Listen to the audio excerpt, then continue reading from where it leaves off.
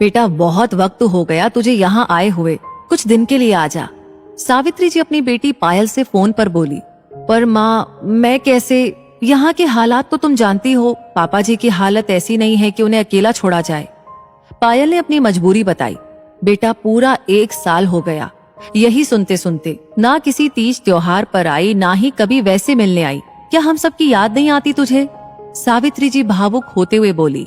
माँ कौन कहता है याद नहीं आती, आप मेरी माँ हो, मेरे सबसे करीब, पर मेरी मजबूरी भी तो समझो ना। पापा जी की बीमारी ऐसी है कि उन्हें हर वक्त सहारे की जरूरत है। रितेश जॉब पर चले जाते हैं तो उनकी देखभाल मुझे ही करनी होती है। पायल माँ को समझाती हुई बोली। अरे तो ससुर की जिम्मेदारी सारी तेरी है क्या? तू अपने दोनों बच्चों को लेकर इधर आ जा और कुछ दिन उनकी जिम्मेदारी अपनी नंदों को सौंप दे। एक शहर में रहते हो तुम सब, इतना तो कर ही सकती है वो। सावित्री जी ने समझाया। ठीक है माँ, मैं बात करती हूँ दीदी से। पायल ने माँ की जिद के आगे झुकते हुए कहा। पायल रितेश की पत्नी और 2 छोटे बच्चों की माँ। ससुराल में सास तो थी नहीं, बस ससुर थे जिन्होंने पायल को हमेशा बेटी सा मान दिया, और पायल ने भी उन्हें ससुर नहीं पिता का दर्जा दिया। पिछले साल अचानक उन्हें लकवा मार गया और शरीर का सीधा हिस्सा पूरा प्रभावित हो गया। अब वो बिन सहारे उठ बैठ भी नहीं पाते थे। आर्थिक स्थिति इतनी अच्छी नहीं थी कि उनके काम करवाने को किसी सहायक को रखा जाए, और पति रितेश की अपनी नौकरी, तो पायल ने सारी जिम्मेदारी खुशी खुशी उठा ली। सुबह रितेश नहलवा जाते थे, बाकी सारा दिन पायल ही उनके खाने पीने से सुसु पॉटी तक का देखती थी। इसी कारण वो 1 साल से पीहर भी नहीं गई थी अपने। अब माँ की जिद के कारण 2 दिन के लिए ननद को छोड़ वो अपने मायके पहुंची। कितनी कमजोर हो गई है मेरी बेटी, सावित्री जी उसे गले लगाते हुए बोली। अरे कहाँ माँ, वैसी ही तो हूँ, पायल हंसते हुए बोली। माँ ने उसकी पसंद का बहुत कुछ बनाया था। बच्चे भी नानी नाना और मामा के लाड़ में बहुत खुश थे।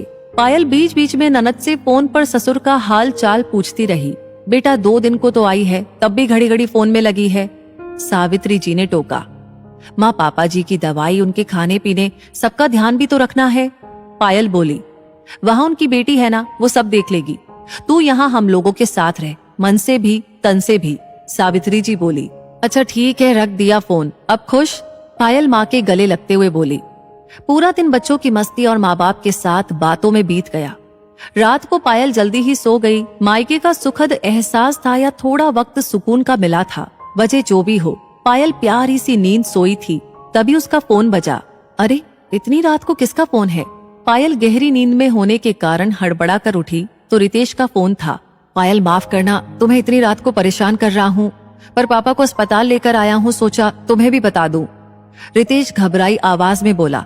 क्या?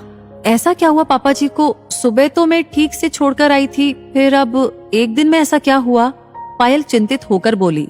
वो पायल, मैं दिन भर का थका था तो सो गया। रात में पापा को प्यास लगी होगी, दीदी भी गहरी नींद में थी तो सुना नहीं। पापा खुद उठने की कोशिश करने लगे तो बेड से गिर गए और बेहोश हो गए। सिर में चोट आई है काफी। रितेश बड़ी ही शर्मिंदगी से बोला। रितेश 1 दिन नहीं संभाल सके तुम लोग उन्हें? पायल रोते हुए बोली। पायल तुम हर काम उनका अपने सिर लिए थी, तो हमें आदत ही नहीं रात को उठने की। तुम जाने कैसे उनकी एक आवाज में उठ जाती थी। रितेश बोला। मैं आ रही हूँ अभी, पायल बोली। नहीं पायल, वो अब ठीक है, डॉक्टर अपना काम कर रहे हैं, तुम रात को परेशान मत हो, सुबह आ जाना भले, रितेश ने समझाया। नहीं रितेश, मैं आ रही हूँ। पायल ने ये बोलकर फोन काट दिया और अपने भाई को लेकर अस्पताल के लिए निकल गई। वहां अस्पताल में पहुंचकर उसने देखा पापा जी को होश आ गया था। नंदे और रितेश भी वहीं पर थे। कुछ देर बाद नंदे तो घर चली गई अपने। पायल और रितेश ने उनकी खूब सेवा की, जिससे कुछ दिनों में उन्हें छुट्टी मिल गई। अरे बेटा, क्या हाल बना रखा है तुमने अपना। समधी जी की जिम्मेदारी खाली तुम्हारी तो नहीं, 2 बेटियां हैं उनकी, वो भी तो सेवा कर सकती है इनकी। तुमको तो उस दिन भी 2 दिन नहीं रुकने दिया था किसी ने। पायल के ससुर को देखने आई सावित्री जी ने पायल से कहा। मम्मी, मैं इस घर की बहू हूँ तो मेरी जिम्मेदारी ज्यादा हुई ना। उस दिन भी मैं पापा जी को छोड़कर ना आती तो शायद उनको चोट ना लगती। पायल ससुर को दलिया खिलाते हुए बोली। पर बेटा, तू बहू है तो क्या तूने ही गोद ले लिया इन्हें जो तू ही सेवा करेगी? सावित्री जी बोली। हाँ मम्मी, गोद ले लिया है मैंने अपने ससुर को। अब मैं इनकी बहू नहीं, माँ हूँ। जैसे अपने बच्चों के सब काम करती हूँ वैसे इनके करती हूँ, तो माँ बराबर ही तो हुई मैं।